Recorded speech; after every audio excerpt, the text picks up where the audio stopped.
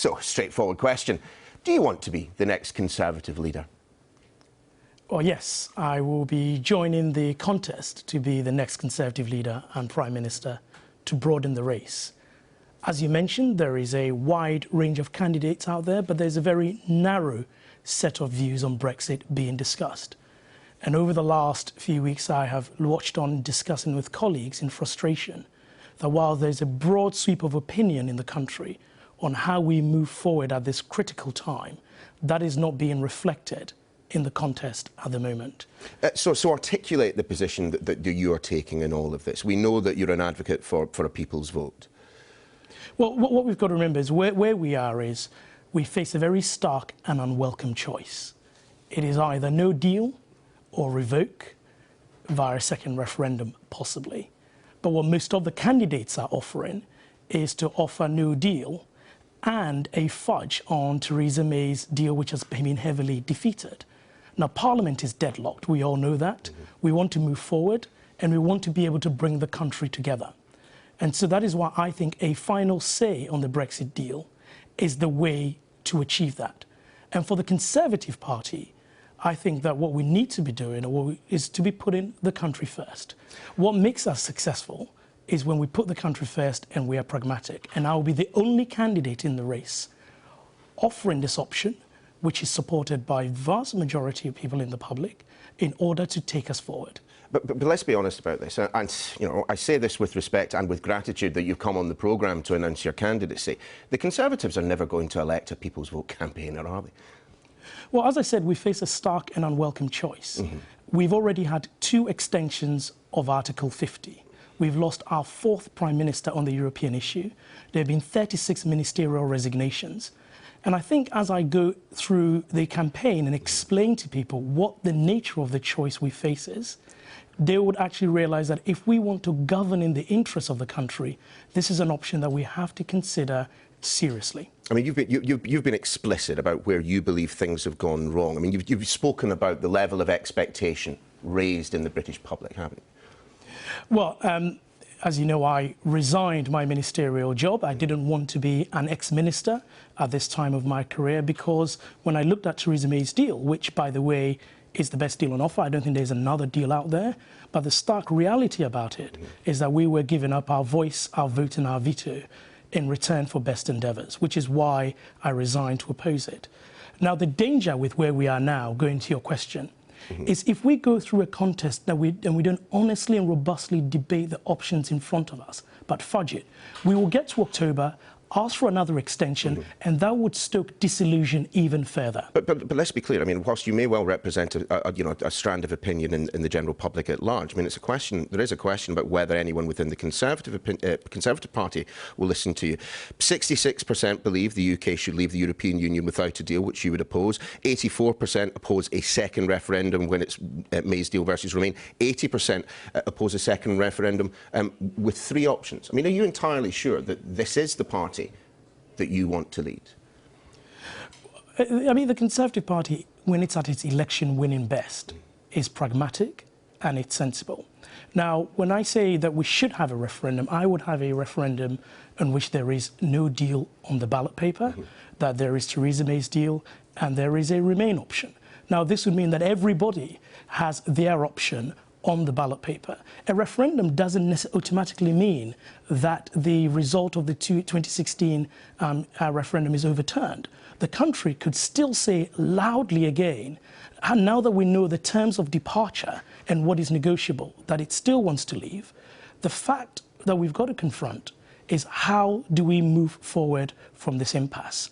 And at the moment, carrying on and doing more of the same when the maths hasn't changed in the House of Commons, when we've lost a Prime Minister, is not exactly the best way to serve our country. But let's be clear, I mean, you think Brexit's a mistake, don't you? No, not at all. Not at all. I was a minister implementing Brexit, but what we promised in our manifesto is that we promised that we would have a comprehensive free trade agreement that gave us essentially the exact same benefits as we had before. Okay, what is in front of us, if I can finish that, falls far short of that. But if the British public, now that they know that, still want to go ahead as their servant we implement it.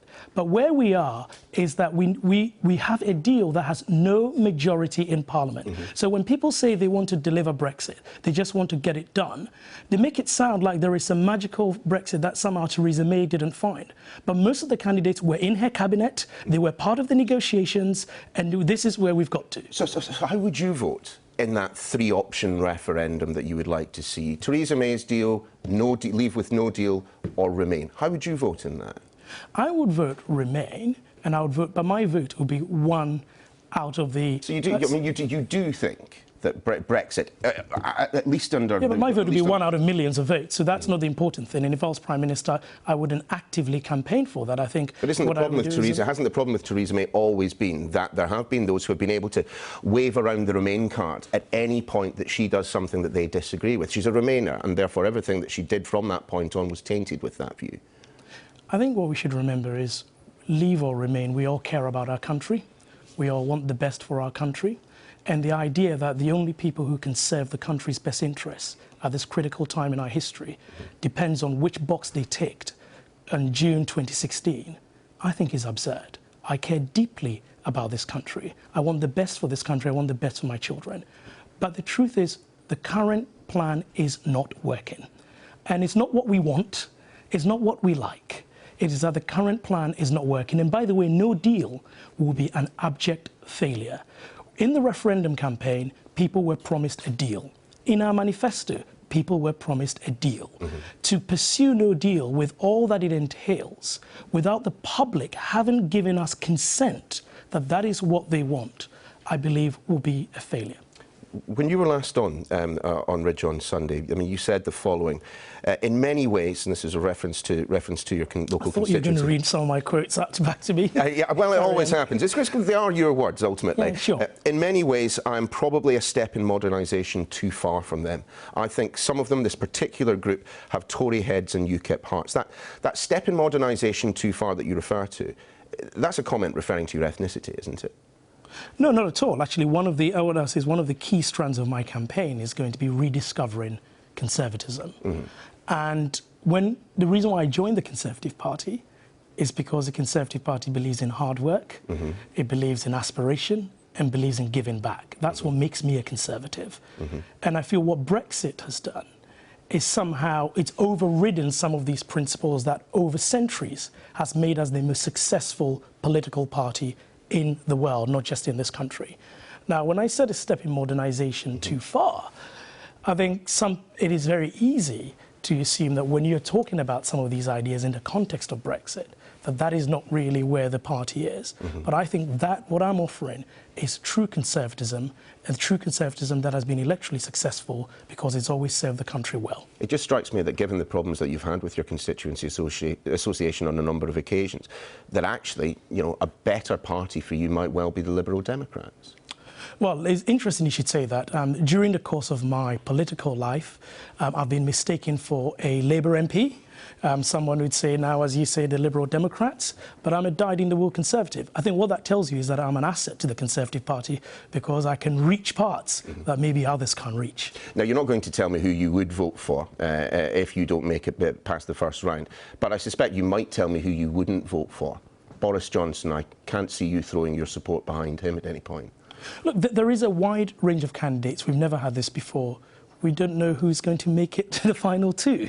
And of course, what the reason why I've entered the race, I mean, I quite like the idea that you've set the expectations around my success as low as possible if I don't make it past the first round. Thank you very much. And we will see when we come to it. But over the next few weeks, along with my colleagues who support me, I'm going to be making the case for how we deliver for this country. And one of the things I'm most concerned about in this is any sense that the way forward is to embrace Nigel Farage, because Nigel Farage wants to break the system. He wants to break the Conservative Party. We've seen him off before. That is what I want to do this time. But surely all of this, it isn't just some attempt to secure a nice cabinet post as, you know, the leading Remain candidate at the end of this leadership process. I'm glad you've asked that question.